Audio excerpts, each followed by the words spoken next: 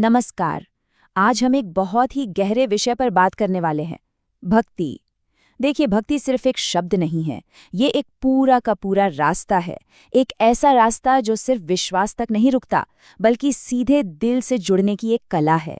कह सकते हैं कि ये समर्पण का एक पूरा दर्शन है।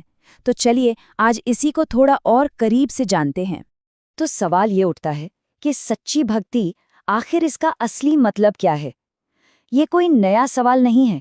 हजारों सालों से ये सवाल गूंजता रहा है। तो आइए देखते हैं, ये जो प्राचीन सोच है, ये आज हमें क्या सिखा सकती है। तो ठीक है, शुरुआत करते हैं एकदम बेसिक से, इसकी जड़ों से। मतलब ये जो शब्द है भक्ति, ये आया कहाँ से, इसका मतलब क्या है? देखिए, ये जो शब्द है भक्ति, ये संस्कृत की एक धातु भज से निकला है। और भज का मतलब होता है सेवा करना या किसी चीज में हिस्सा लेना। तो यहीं से बात साफ हो जाती है ना। ये सिर्फ मान लेना या विश्वास करना नहीं है, ये तो एक एक्टिव प्रोसेस है। प्रेम और पूरी श्रद्धा के साथ अपने इष्ट देव के साथ जुड़ने का एक तरीका है। इसे ऐसे भी समझ सकते हैं कि ये कोई किताबी फलसफा नहीं है, ये तो एक इमोशनल और स्पिरिचुअल प्रैक्टिस है, एक अभ्यास है। सीधा सीधा कहें तो ये दिल का रास्ता है, वो रास्ता जहां आत्मा का जुड़ाव परमात्मा से होता है। और यहाँ एक बहुत ही दिलचस्प बात सामने आती है। भक्ति के कॉन्सेप्ट में मनोविज्ञान की यानी ह्यूमन साइकोलॉजी की एक बहुत गहरी समझ छिपी हुई है। क्योंकि जैसा हम आगे देखेंगे, हर भक्ति एक जैसी नहीं होती। तो भक्ति को 3 गुणों या कैटेगरीज में बांटा गया है। सबसे पहली है सात्विकी भक्ति। ये है प्योर सेल्फलेस लव। इसका एक ही लक्ष्य है, सेवा करना। ठीक है। इसके बाद आती है राजसी भक्ति। अब ये थोड़ी अलग है। ये चलती है हमारी पर्सनल इच्छाओं से, जैसे मुझे शोहरत मिल जाए, मुझे पावर मिले। और फिर सबसे आखिर में है तामसी भक्ति। ये ईर्ष्या और गुस्से की आग से पैदा होती है और इसका मकसद ये होता है दूसरों को नुकसान पहुंचाना। अब आप सोचिए, ये जो 3 कैटेगरीज हैं, ये क्या दिखाती हैं? ये दिखाती हैं कि उस परंपरा में इंसान के मन को, उसकी साइकोलॉजी को कितनी गहराई से समझा गया था।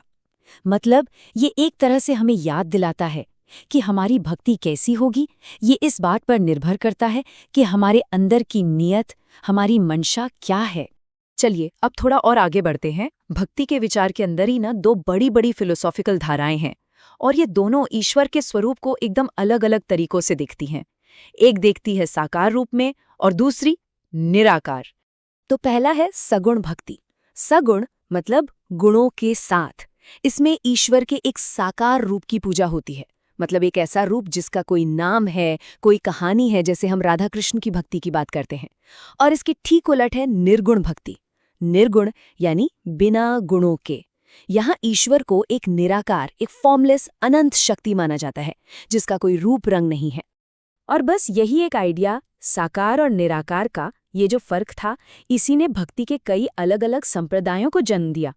कई अलग अलग स्कूल्स ऑफ थॉट बने और सबने अपने अपने तरीके से भक्ति के रास्ते को समझाया। इसके कुछ बड़े उदाहरण देखते हैं ना। जैसे राधा वल्लभ संप्रदाय है, जो राधा और कृष्ण के युगल स्वरूप पर, मतलब कपल फॉर्म पर फोकस करता है। फिर निम्बार्क संप्रदाय है, वो भी राधा कृष्ण को एक साथ पूजते हैं। पर सखी संप्रदाय का नजरिया तो और भी कमाल का है। इसमें भक्त खुद को ईश्वर का दोस्त, एक सखी मान लेता है, जो कृष्ण की लीलाओं को बस देख रहा है, उसका साक्षी बन रहा है। और फिर है गौड़ीय संप्रदाय, जिसे चैतन्य महाप्रभु ने शुरू किया था। इसमें तो राधा को ही कृष्ण की असली आंतरिक शक्ति और सर्वोच्च माना गया है। तो इतनी सारी बातें समझने के बाद सवाल ये उठता है कि आखिर भक्ति के इस पूरे रास्ते की लेगेसी क्या है? मतलब ये आज भी हमारे लिए इतनी जरूरी क्यों है? इसका महत्व क्या है? देखिए, भक्ति के महत्व को शायद इस एक लाइन से सबसे बेहतर तरीके से समझा जा सकता है। समस्त धर्म ग्रंथों का सार भक्ति ही है। सोचिए जरा, ये लाइन ही दिखाती है कि इसे कितना कितना सेंट्रल माना गया है। तो फिर क्या है भक्ति की असली शक्ति? इसे कर्म और ज्ञान के रास्तों से भी ऊपर माना गया है। क्यों? क्योंकि ये दिल का सीधा रास्ता है, डायरेक्ट कनेक्शन। और ये सिर्फ मंजिल तक पहुंचने का एक जरिया नहीं है, ये तो खुद ही मंजिल है। और सबसे बड़ी बात, ये माना जाता है कि दुनिया की भलाई, दुनिया का कल्याण इसी भक्ति के रास्ते पर टिका है।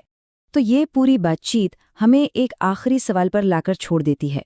देखिए, अगर भक्ति का असली मतलब गहरा प्रेम और समर्पण ही है, तो चलिए एक पल के लिए धर्म के दायरे से बाहर निकलकर सोचते हैं कि आज के दुनिया में हम अपनी जिंदगी में किस चीज़ के लिए खुद को पूरी तरह से समर्पित करते हैं। ये सोचने वाली बात है ना?